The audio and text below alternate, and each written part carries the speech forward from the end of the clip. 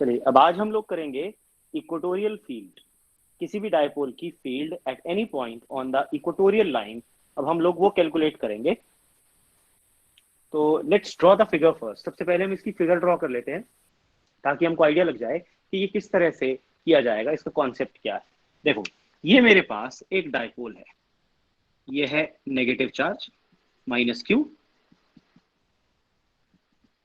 Separated by some distance by a positive charge. तो एक ऐसा चार्ज कॉन्फ़िगरेशन जिसमें नेगेटिव चार्ज और पॉजिटिव चार्ज बराबर होते हैं, लेकिन वो एक दूसरे से कुछ दूरी पर रखे जाते हैं। इस तरह के चार्ज कॉन्फ़िगरेशन को हम एक इलेक्ट्रिक डायपोल का नाम देते हैं। ठीक है, इस डायपोल से जितने भी डिस्टेंस नापे जाते हैं वो हमेशा सेंटर ओ से नापे जाते हैं। ये बात मैंने आपको कल ही बता दी थी। ठीक है, तो हमने यहां पर ये पॉइंट लिया है ए, ये दूसरा पॉइंट लिया है बी। ए पर हमने रखा है नेगेटिव चार्ज, बी पर हमने रखा है पॉजिटिव चार्ज। हमको ये बात पता है कि इसका जो डायपोल मोमेंट होता है स्मॉल पी वेक्टर, उसकी डायरेक्शन किधर होती है? It is always directed from negative towards the positive charge. तो पी वेक्टर इस डायरेक्शन में हमने बना दिया, क्योंकि हमको इसकी डायरेक्शन बाय कन्वेंशन कल हम लोगों ने ये याद की थी।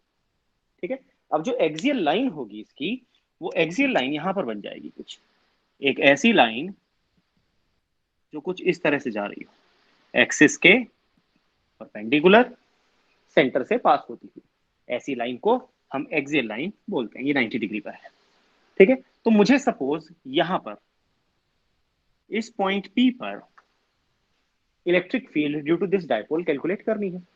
तो सुपरपोजिशन प्रिंसिपल हमने पढ़ा है, हमें पता है कि यहाँ पर दो जनों की वजह से फील्ड लगेगी। कौन कौन से दो चार्ज है भैया? एक नेगेटिव चार्ज माइनस क्यू की वजह से फील्ड लगेगी, एक पॉजिटिव चार्ज प्लस क्यू की वजह से फील्ड लगेगी, और वो फील्ड उनके डिस्टेंस के ऊपर डिपेंड कर रही होगी। तो अब हम उन डिस्टेंसेस को नाप लेते हैं। भाई ये डिस्टेंस एल है, ये डिस्टेंस एल है, इसको हमने कहा suppose R. Let us call this distance as R. ठीक है, तो ये जो दूरी यहां पर आएगी, हम इसको यहां से ऐसे ड्रॉ कर सकते हैं। ये जो दूरी आएगी ये यहां से ऐसे आएगी। इस डिस्टेंस को मैं नाम देता हूं डी और डी। अगर मैं पाइथागोरस थ्योरम का इस्तेमाल करूं तो मैं डी को लिख सकता हूं as under root R square plus L square, क्योंकि ये हाइपोटेन्यूज है और ये हमारे पास दो वैल्यूज है। Got it? ये जो एंगल है हम इसको नाम देंगे एज थीटा, ये एंगल भी हो जाएगा एज थीटा। ठीक है, अब जो पॉजिटिव चार्ज है उसकी इलेक्ट्रिक फील्ड अवे डायरेक्टेड होती है, चार्ज से अवे इधर की तरफ, और नेगेटिव चार्ज की टूवर्ड्स होती है, टूवर्ड्स द चार्ज। तो इसकी फील्ड को हम ऐसे बना सकते हैं यहां पर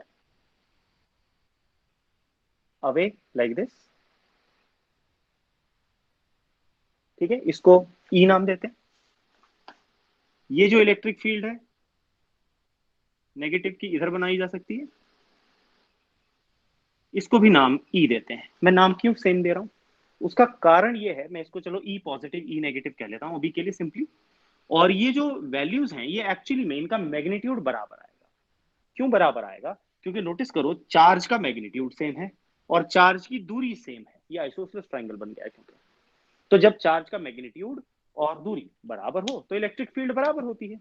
तो हम ई पॉजिटिव की वैल्यू अगर निकालें मैग्नीट्यूड, तो वो आ जाएगा 1/4 pi epsilon naught Q upon D square, जिसको मैं लिख सकता हूं 1/4 पाई एप्सिलॉन नॉट क्यू और डी का स्क्वायर, तो R square plus L square, और ये ही ई नेगेटिव के बराबर भी हो जाएगा।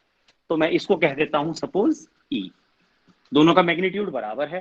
भाई अगर मैं mod of E positive vector और mod of E negative vector लूं तो वो दोनों के केस में बराबर आएगा। इनकी डायरेक्शंस अलग अलग हैं लेकिन इनके जो मैग्नीट्यूड्स हैं वो सेम है। ठीक है जी, अब देखो ध्यान से, ये एंगल थीटा, ये एंगल थीटा, ये बन गया एक्सटीरियर एंगल, तो ये 2 थीटा के बराबर हो जाएगा, दोनों एंगल्स का सम। तो ये एंगल जो होगा पूरा ये हो जाएगा 2 थीटा। तो इसको करने के दो तरीके हैं। एक तो आपके पास दो वेक्टर्स हैं बराबर जिनके बीच में एंगल 2 थीटा है, वो फॉर्मूला लगा लो। या सिंपल तरीका है, इसका रेजोल्यूशन कर लेते हैं। रेजोल्यूशन कैसे करते हैं? भाई ये मैंने ले लिया एक्स एक्सिस और ये मेरा हो गया वाई एक्सिस। ठीक है, अब ये और ये पैरेलल हो गए तो ये एंगल और ये एंगल सेम हो जाएगा। कॉरस्पॉन्डिंग एंगल से, ये एंगल और ये एंगल सेम हो जाएगा ऑल्टरनेट एंगल से। ध्यान से देखो, ये लाइन और ये लाइन पैरेलल, ये ट्रांसवर्सल, तो ये एंगल और ये एंगल सेम हो गया कॉरस्पॉन्डिंग एंगल से। ये और ये लाइन पैरेलल और ये ट्रांसवर्सल, तो ये एंगल और ये एंगल सेम हो गया ऑल्टरनेट एंगल से। Got it? तो ये भी थीटा और ये भी थीटा। अब इन दोनों का मैग्नीट्यूड तो बराबर है, ई के बराबर है, तो मैं इसको रिजोल्व कर सकता हूं दो कंपोनेंट्स में। कौन से दो कंपोनेंट बन जाएंगे भैया? इधर वाला कंपोनेंट बन जाएगा एक, ये वाला, ये बन जाएगा ई साइन थीटा, और एक कंपोनेंट इधर वाला बन जाएगा, ये बन जाएगा ई कॉस थीटा। ऐसे ही इस वाली फील्ड को भी मैं रिजोल्व कर सकता हूं। एक कंपोनेंट इधर बन जाएगा इसका भी, ये कंपोनेंट कौन सा होगा? ई साइन थीटा, और इसका दूसरा कंपोनेंट इस साइड पर आ जाएगा और वो बन जाएगा ई cos theta.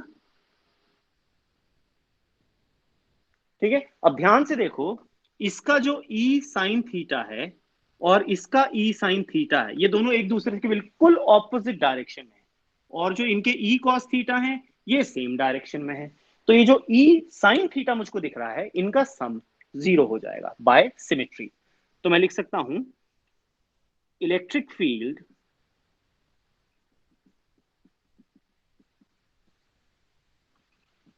Due to each charge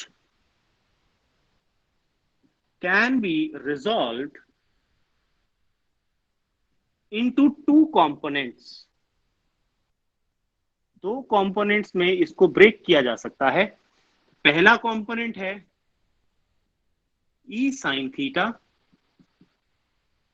acting along Y axis, या कह सकता हूं acting perpendicular to dipole moment. ठीक है, और दूसरा कंपोनेंट है E cos theta acting along X axis, या मैं इसको कह सकता हूं ऑपोजिट टू पी वेक्टर। देखो पी इधर है, ई कॉस थीटा इधर है, ऑपोजिट टू पी वेक्टर, वो भी लिखा जा सकता है यहां पर। ठीक है, तो बाय सिमेट्री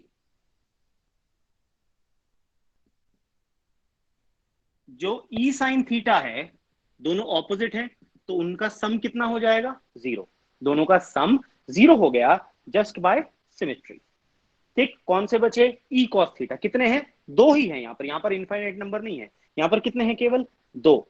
तो ये दोनों ऐड हो जाएंगे और मिलकर के क्या बना देंगे? Total field. तो मैं लिखूंगा therefore net field E equatorial, उसका मैग्नीट्यूड की बात कर रहा हूं, मैग्नीट्यूड आ जाएगा ई cos theta plus E cos theta, that is 2e cos theta. ठीक है, ई का मैग्नीट्यूड मैं निकाल चुका हूं, ये है। कॉस थीटा का मैग्नीट्यूड ट्राइंगल से निकाल लेते हैं। ठीक है जी, तो हम कोई भी ट्राइंगल ले लेते हैं, मान लो ट्राइंगल पीओबी ले लेते हैं।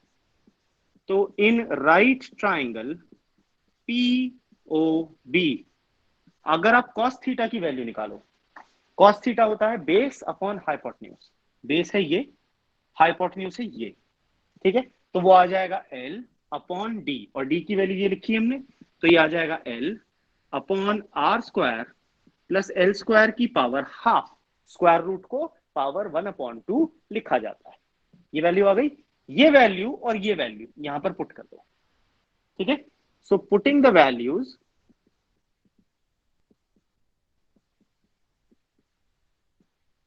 Of E and cos theta, तो मेरे पास आ गया E equatorial is equal to 2 into Q upon 4 pi epsilon not R square plus L square into L upon R square plus L square की power half. अब देखो, ये जो Q इंटू 2 इंटू L, ये होता है डाइपोल मोमेंट। मैं लिख सकता हूं Q into 2L is dipole moment P। कल हमने ये बात पढ़ी थी, ये वैल्यू अज्यूम कर दीजिए, तो मेरे पास E इक्वेटोरियल आ गया 2P upon 4 pi epsilon not R square plus L square की पावर 3/2। ये आया इसका मैग्नीट्यूड। ठीक है, अब अगर मैं इसको वेक्टर फॉर्म में लिखूंगा तो देखो भैया डायरेक्शन पी वेक्टर इधर है, पी कैप इधर है, और जो ई इक्वेटोरियल आ रहा है वो इधर आ रहा है opposite.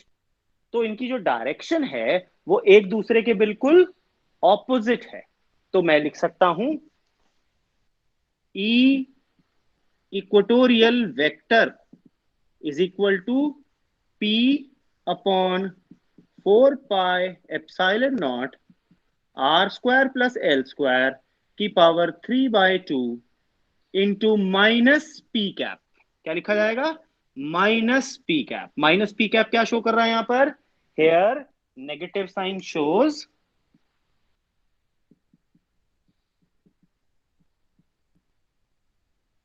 That the direction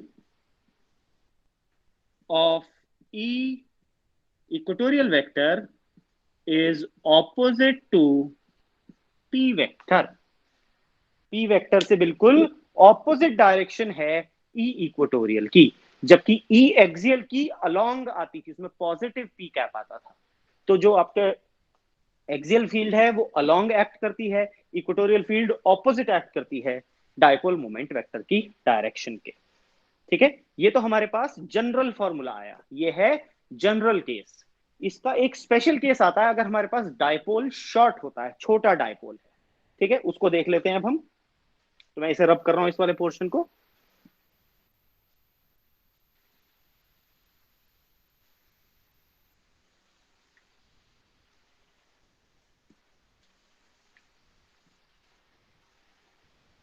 sir.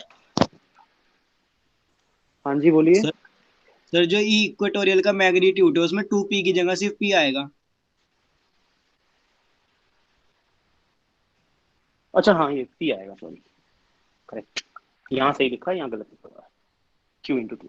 ठीक है, तो फॉर अ शॉर्ट डायपोल, अगर हम एक शॉर्ट डायपोल ले लेते हैं, शॉर्ट डायपोल के लिए खासियत क्या होती है?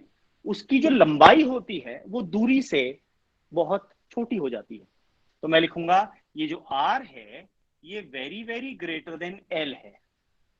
तो उस केस में ये जो R square plus L square मैं लिख रहा हूं, ये अप्रोक्सीमेटली आर स्क्वायर के बराबर ही आ जाएगा। क्योंकि जब दूरी होगी, एक डायपोल बहुत ही छोटा है तो उसकी दूरी नेग्लिजिबल है as compare to the distance of measurement. ठीक है, तो जब भी शॉर्ट डायपोल कहा जाए तो आप ये स्पेशल केस ही यूज करेंगे। शॉर्ट डायपोल का मतलब ही होता है जिसकी लंबाई बहुत छोटी हो compare to the distance of observation. ठीक है, तो आर स्क्वायर अगर मैं यहां पर आर स्क्वायर लिख दूं केवल, तो नीचे आर क्यूब बन जाएगा मेरे पास, क्योंकि ये स्क्वायर से ये हाफ वाला कैंसिल हो जाएगी पावर। तो मेरे पास ई इक्वेटोरियल वेक्टर आ जाएगा P upon 4 pi epsilon not R cube. ठीक है, P upon 4 pi epsilon not R cube, और डायरेक्शन आ जाएगी माइनस पी कैप। ये हमारे पास बन जाएगा शॉर्ट डायपोल का इलेक्ट्रिक फील्ड का formula at any point on the equatorial line. Equatorial line पर जब हम फील्ड निकालते हैं तो ये फॉर्मूला हम यहां पर यूज करते हैं। ठीक है, अब हम आते हैं हमारे कल वाले एक फॉर्मूला पर जो हमने एक शॉर्ट डायपोल के लिए निकाली थी, जिसकी वैल्यू,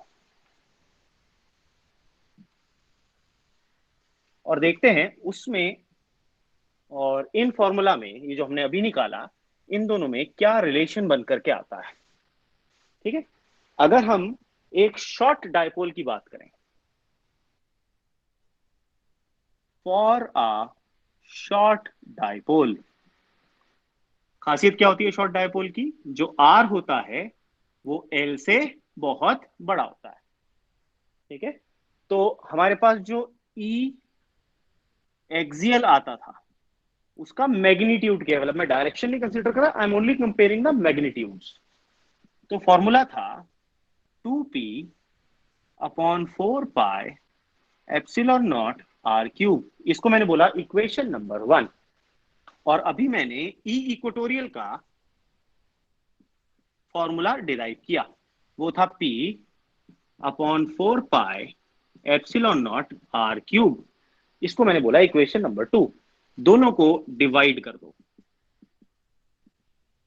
डिवाइडिंग 1 बाय 2, तो मेरे पास आएगा E axial upon E equatorial is equal to 2p upon 4 pi epsilon naught r cube into 4 pi epsilon naught r cube upon p। इसका रेसिप्रोकल से मल्टीप्लाई करना डिवीजन के बराबर ही होता है, तो ये पूरी टर्म इससे कैंसिल हो गई, ये p इस p से कैंसिल हो गया, तो मेरे पास आया E axial upon E equatorial is equal to 2, या मैं कह सकता हूं E axial is twice into E equatorial, यानी जो एक्सियल फील्ड होती है शॉर्ट डायपोल की वो इक्वेटोरियल फील्ड का 2 गुना होती है। ठीक है, it is twice the value of electric field at equatorial point. ये कुछ न्यूमेरिकल्स में शॉर्ट डायपोल के जो न्यूमेरिकल होंगे उसमें आपके लिए काम आ सकता है ये रिलेशन। ठीक है, तो ये तो हमने पढ़ा एक डायपोल के लिए, शॉर्ट डायपोल के लिए केसेस। ठीक है, अब इसमें आपको डायरेक्शंस की बातें, जो कुछ खास बातें हैं जो आपको याद रखनी है, वो क्या है भैया? पहली जो बात है वो ये है कि जो डायरेक्शन है एक्सियल लाइन पर, याद रख लेना, ये अपने दिमाग में बैठा लेना, डायरेक्शन के पॉइंट्स न्यूमेरिकल्स में और कंसेप्चुअल्स में काम आएंगे। जो एक्सियल लाइन की फील्ड होती है उसकी डायरेक्शन हमेशा डायपोल मोमेंट के पैरेलल ही होती है, चाहे आप किसी भी साइड निकालो वो हमेशा अलोंग द डायपोल मोमेंट ही आएगी, चाहे प्लस वाली की साइड निकालो चाहे नेगेटिव वाली की साइड निकाल लो, हर बार सेम आएगी। देखो ये कंफ्यूजन हो जाता है, आप सोचोगे कि अगर हम नेगेटिव वाली की साइड रखेंगे तो शायद वो ऑपोजिट हो जानी चाहिए। ठीक है, ये कंफ्यूजन कई बार पैदा हो जाता है, तो मैं देखो आपको बना करके दिखा देता हूं दोनों केसेस। ठीक है, ये हमारे पास है नेगेटिव चार्ज माइनस क्यू, ये हमारे पास है पॉजिटिव चार्ज प्लस क्यू, और अब जो मेरा पॉइंट ऑफ ऑब्जर्वेशन है वो यहां पर है, पॉइंट पी। ठीक है, अब नेगेटिव चार्ज की फील्ड टूवर्ड्स होगी इधर, इसको कल हमने नाम दिया था E2, याद है? कल हमने इसको E2 नाम दिया था। पॉजिटिव चार्ज की फील्ड इधर होगी अवे, इसको कल हमने नाम दिया था E1। अब इस पॉइंट की अगर ये यहाँ सेंटर से अगर मैं डिस्टेंस नापू, देखो सेंटर से डिस्टेंस नापा जाए तो ये डिस्टेंस R कहलाएगा, और ये डिस्टेंस L है, और ये डिस्टेंस भी L है। ठीक है, तो नेगेटिव चार्ज की जो दूरी आएगी भाई, ये हमने A लिखा था कल शायद, और ये B लिखा था कल की डेरिवेशन में, तो अगर आप AP की वैल्यू अब निकालोगे तो वो R माइनस एल आएगी, BP की वैल्यू निकालोगे तो R प्लस एल आएगी। ठीक है, तो जाहिर सी बात है जो E2 है उसकी वैल्यू E1 से ज्यादा हो जाएगी, तो रिजल्टेंट की डायरेक्शन E2 की डायरेक्शन में होगी, और E2 की डायरेक्शन किसकी डायरेक्शन वाली है? Same as dipole moment vector. ठीक है, तो इसीलिए चाहे आप इस साइड रखो तब भी डायरेक्शन ऐसे ही आएगी, और चाहे आप इधर रखो तब भी डायरेक्शन डायपोल मोमेंट के पैरेलल ही आएगी, ये बात आपको याद रखनी है। ठीक है, तो एक्सियल फील्ड की जो लाइन होती है, वो एक्सियल फील्ड जो होती है वो हमेशा डायपोल मोमेंट के अलोंग एक्ट करती है, और जो इक्वेटोरियल फील्ड होती है हमने निकाला, आप कहीं भी चाहे ऊपर ले लो डायपोल से या नीचे की साइड पर ले लो, हर बार जो इक्वेटोरियल फील्ड होगी वो opposite to the direction of dipole moment होती है। ठीक है, ये 2 पॉइंट्स हुए। अब अगर आप पॉइंट चार्ज की इलेक्ट्रिक फील्ड का फॉर्मूला याद रखो तो वो होता था Q upon 4 pi epsilon naught R square, तो मैं कह सकता था E is inversely proportional to R square, ये पॉइंट चार्ज के लिए था।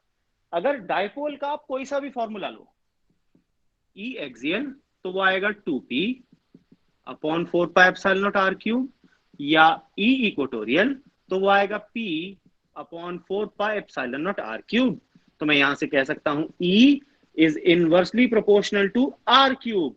ये डायपोल की पहचान है कि अगर डिस्टेंस चेंज हो रहा हो, इलेक्ट्रिक फील्ड का वेरिएशन डिस्टेंस के साथ इनवर्स क्यूब वाला हो रहा हो, तो वो हमेशा जो भी चार्ज कॉन्फ़िगरेशन ऐसा शो कर रहा होगा वो असलियत में क्या होगा? It should be N electric dipole, ये उसकी पहचान है। ठीक है, और हमने एक और चीज क्या पढ़ी कि एक शॉर्ट डायपोल के लिए जो एक्सियल फील्ड होती है वो डबल होती है देन द इक्वेटोरियल फील्ड। ठीक, तो ये 4 इंपॉर्टेंट पॉइंट्स हैं रिगार्डिंग एन इलेक्ट्रिक डाइपोल। ये तो हमने 2 केस किए कि भैया अगर परपेंडिकुलर बाइसेक्टर पर है या एक्सिस पर है। अगर इसके अलावा कहीं हो तब हम क्या करेंगे, उसके लिए अब हम सीखेंगे एक डाइपोल, शॉर्ट डाइपोल की वजह से electric field at any point. ये हमारी अगली डेरिवेशन है।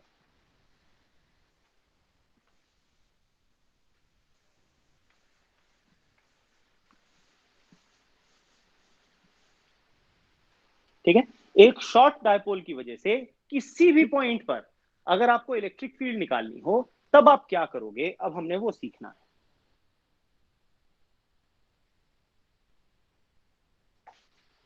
तो देखो ये हमारे पास डायपोल हो जाता है, ये है हमारा नेगेटिव चार्ज माइनस क्यू, ये है हमारा पॉजिटिव चार्ज प्लस क्यू, ये है सेंटर ऑफ द डायपोल ओ। ठीक है, इसको हम नाम देते हैं पॉइंट ए, इसको नाम देते हैं पॉइंट बी। ठीक है, अब ना तो वो यहां होगा ना वो यहां होगा, तो हम कहते हैं वो यहां कहीं होगा ऐसे रैंडम।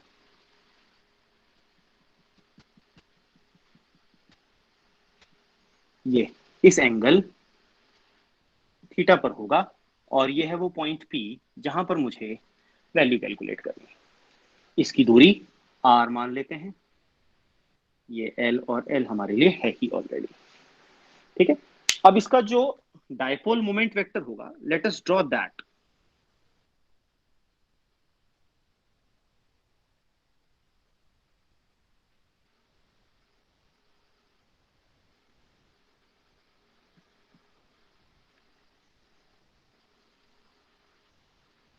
ये हमारा डायपोल मोमेंट वेक्टर है पी वेक्टर। इस पी वेक्टर के मैं 2 कंपोनेंट्स बना सकता हूं, एक कंपोनेंट इसके अलोंग और एक इसके परपेंडिकुलर। देखो इस तरह से,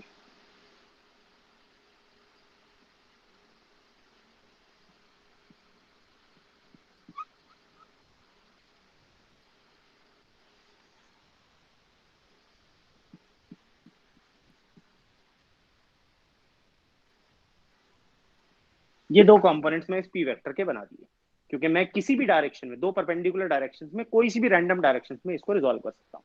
तो मैंने एक अलोंग द लाइन ले लिया, एक perpendicular to the line of observation ले लिया।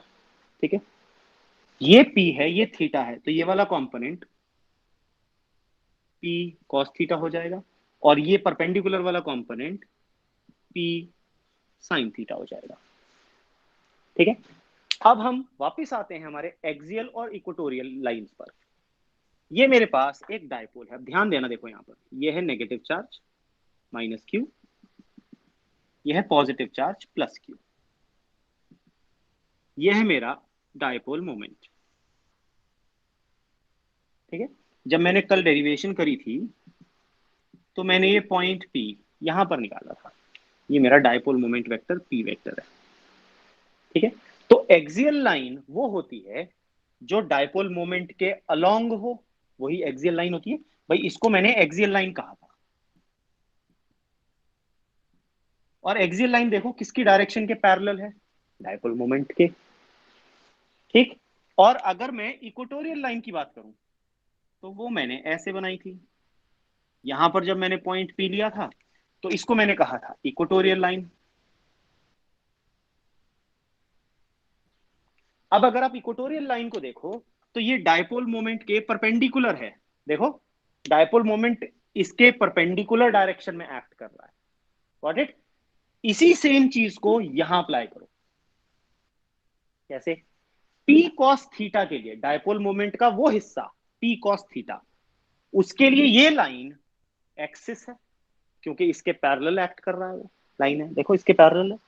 तो पी कॉस थीटा वाले कंपोनेंट के लिए ये जो लाइन है ओपी, ये एक्सियल लाइन बन गई। और पी साइन थीटा वाला, इसके देखो ध्यान से, ये एंगल क्या है, ये एंगल कितना है यहाँ पर, दिस एंगल इज 90 डिग्रीज। तो पी साइन थीटा वाला कंपोनेंट के लिए ये जो ओपी लाइन है ये कौन सी बन गई, इक्वेटोरियल लाइन। तो पी कॉस थीटा को मैं एक्सियल वाला फॉर्मूला यूज कर सकता हूं, पी साइन थीटा के लिए मैं इक्वेटोरियल वाला फॉर्मूला यूज कर सकता हूं। भाई पी कॉस थीटा और पी साइन थीटा दोनों की वजह से फील्ड्स एक्ट करेंगी, वो फील्ड्स मैंने यहां पर दो फॉर्म में निकाल ली। ऐसा मैंने इसीलिए किया क्योंकि रैंडम डायरेक्शन का मैं कोई ऐसे फॉर्मूला नहीं बना सकता, मुझे दो स्टैंडर्ड डायरेक्शन के फॉर्मूला पता है। तो मैंने इस रैंडम डायरेक्शन को उन दो डायरेक्शंस में ब्रेक कर लिया। रेजोल्यूशन ऑफ वेक्टर हमें यही सिखाता है। किसी भी वेक्टर के अगर मैं दो कंपोनेंट्स निकाल लूं परपेंडिकुलर, तो उनका अंडर रूट ए स्क्वायर प्लस बी स्क्वायर करके मैं उसका रिजल्टेंट बना सकता हूं। तो मैंने एग्जैक्टली वही काम यहां पर किया ताकि मैं इस डेरिवेशन को आसान बना सकूं।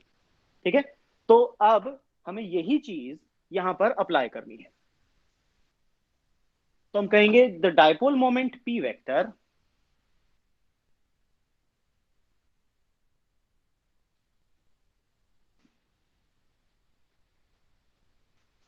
can be resolved into two components। दो कंपोनेंट्स में इसको रिजॉल्व किया जा सकता है। कौन सा कंपोनेंट? पहला कंपोनेंट है P cos theta acting along OP, और दूसरा कंपोनेंट है P sin theta acting perpendicular to OP। OP के परपेंडिकुलर एक्ट कर रहा है। ठीक है, तो अब P cos थीटा की वजह से जो फील्ड एक्ट करेगी वो एक्सियल वाली होगी, और एक्सियल फील्ड की जो डायरेक्शन होती है वो डायपोल मोमेंट के अलोंग होती है। तो मैं कहता हूं इसकी वजह से P cos थीटा की वजह से यहां जो फील्ड एक्ट करेगी मैं उसको देता हूं नाम E1। E1 वेक्टर इधर एक्ट करेगी। ठीक है, सो electric field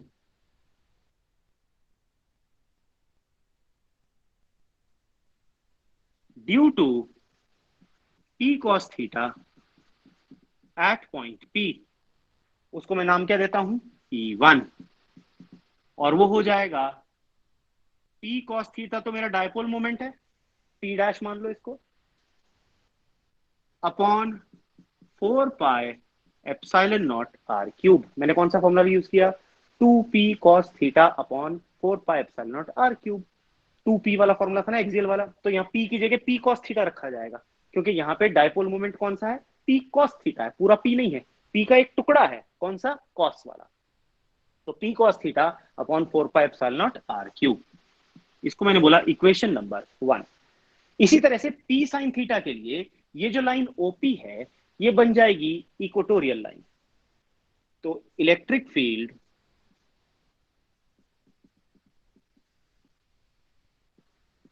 due to P sin theta at point P, उसको मैं नाम देता हूं E2। अब E2 की वैल्यू हम निकाल लेते हैं, वो आ जाएगा P upon 4 pi epsilon not R cube होता है। यहाँ पे डायपोल मोमेंट की जगह क्या रखा जाएगा? P sin theta. तो लिखा जाएगा P sin theta upon 4 pi epsilon not R cube. इसको मैंने बोला इक्वेशन नंबर 2। अब ये जो E2 है इसकी डायरेक्शन बनाते हैं। याद करो, जो एक्सियल फील्ड होती थी वो अलोंग डायपोल मोमेंट होती थी, और जो इक्वेटोरियल फील्ड होती थी वो ऑपोजिट टू डायपोल मोमेंट होती थी। तो डायपोल मोमेंट इधर है, तो इलेक्ट्रिक फील्ड ऐसे इधर की तरफ ऑपोजिट जाएगी इससे।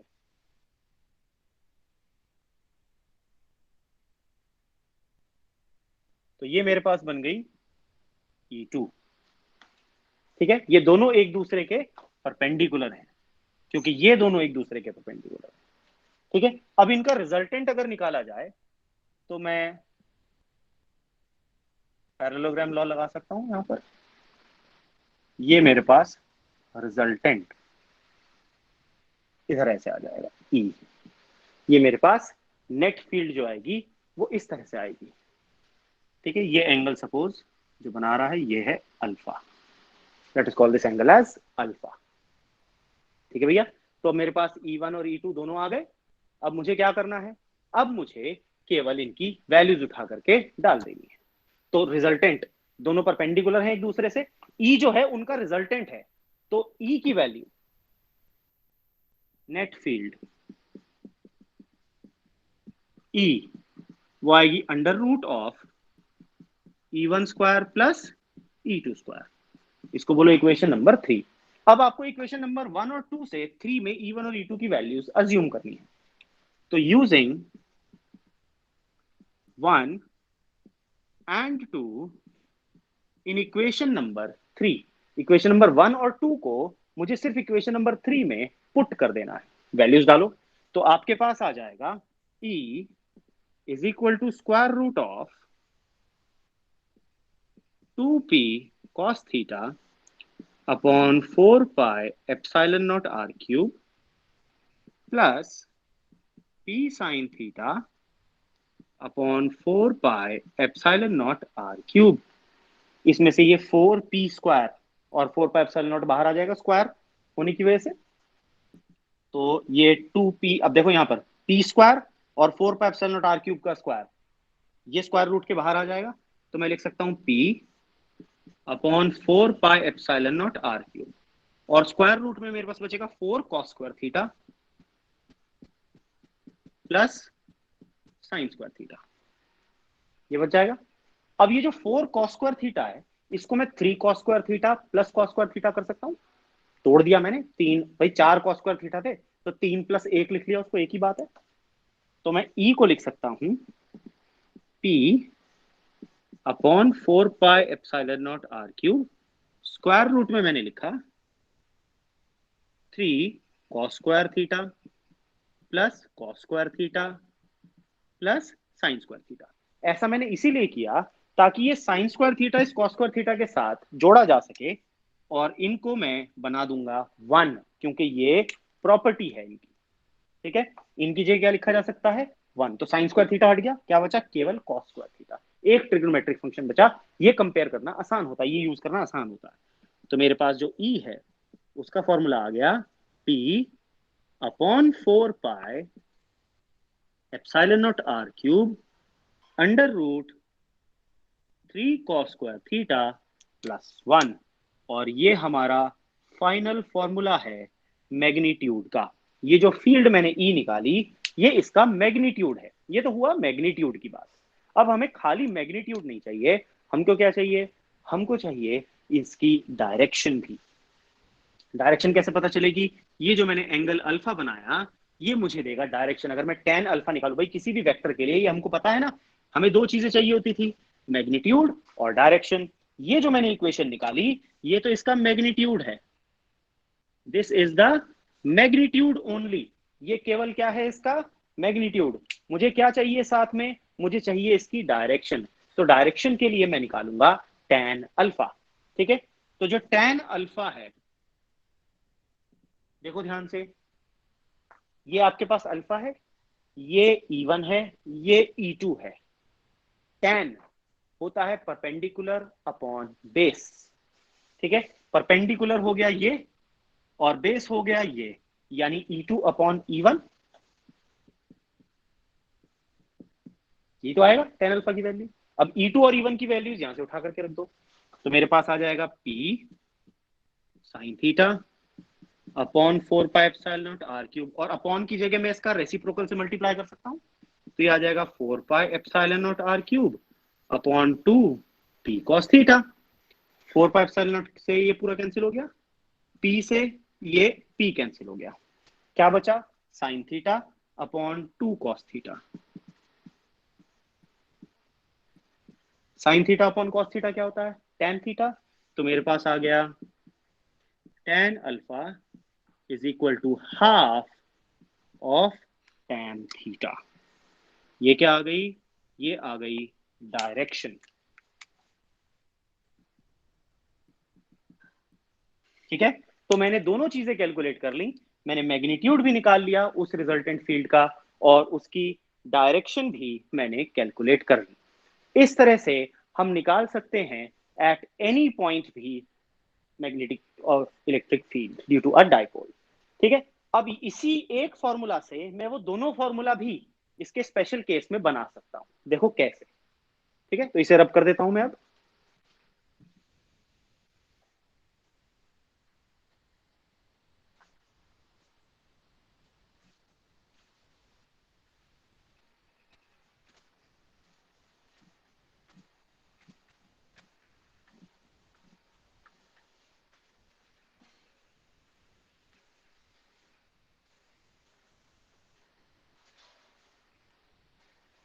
अब देखते हैं इसके स्पेशल केस।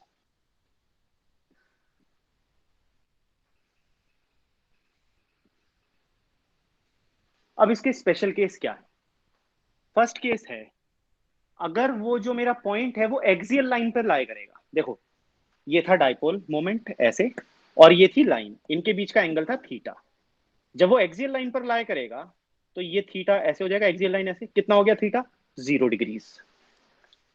ठीक है, तो मैं लिखूंगा if the point P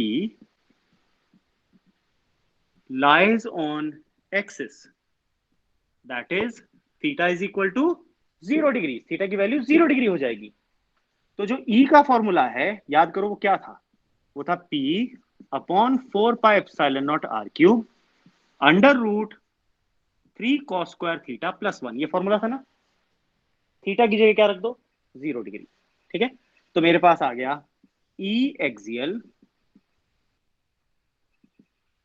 P upon 4 pi epsilon naught r cube under root 3 cos square 0 degree plus 1। cos 0 होता है 1, 1 इंटू 3 इज 3, तो ये आ जाएगा P upon 4 pi epsilon naught r cube under root 3 plus 1, जो कि होता है 4, और 4 का स्क्वायर रूट क्या होता है? 2। तो मेरे पास आ गया E axial is equal to 2P upon 4 pi epsilon naught r cube. देखो आ गया वो जनरल फॉर्मूला जो हमने निकाला था स्पेशल केस वाला, इससे बन के आ गया। इसका दूसरा केस क्या पॉसिबल है? ठीक है, ये तो पहला केस हो गया, दूसरा केस देख लेते हैं।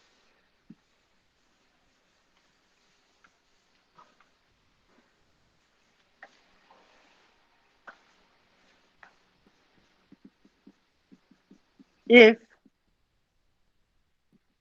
the point P lies on equatorial line that is theta is equal to, देखते हैं, ये था हमारा डायपोल मोमेंट, ये था वो लाइन, ऐसे ही एंगल थीटा था। इक्वेटोरियल लाइन के लिए ये बिल्कुल इसके ऐसे हो जाएगा, यहाँ पर बिल्कुल ऐसे। तो ये जो एंगल है ये कितना बन जाएगा? 90 डिग्रीज। तो थीटा की वैल्यू हमें क्या रखनी है? 90 डिग्रीज।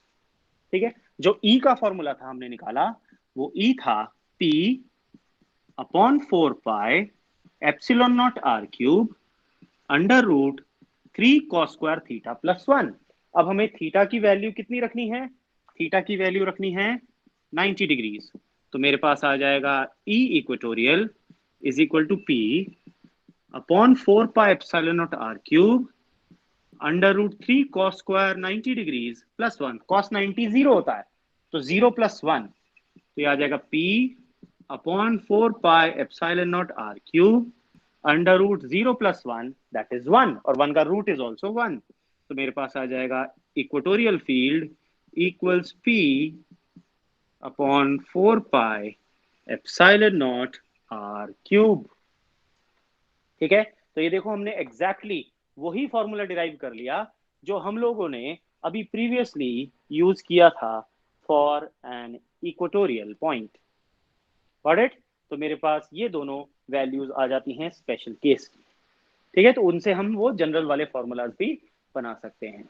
ये जो हमने आज करी डेरिवेशन, ये हैं derivations for field, electric field due to an electric dipole. तो इलेक्ट्रिक डायपोल के हमने सारे केसेस, जितने पॉसिबल केसेस थे, हमने वो सारे पॉसिबल केसेस यहाँ पर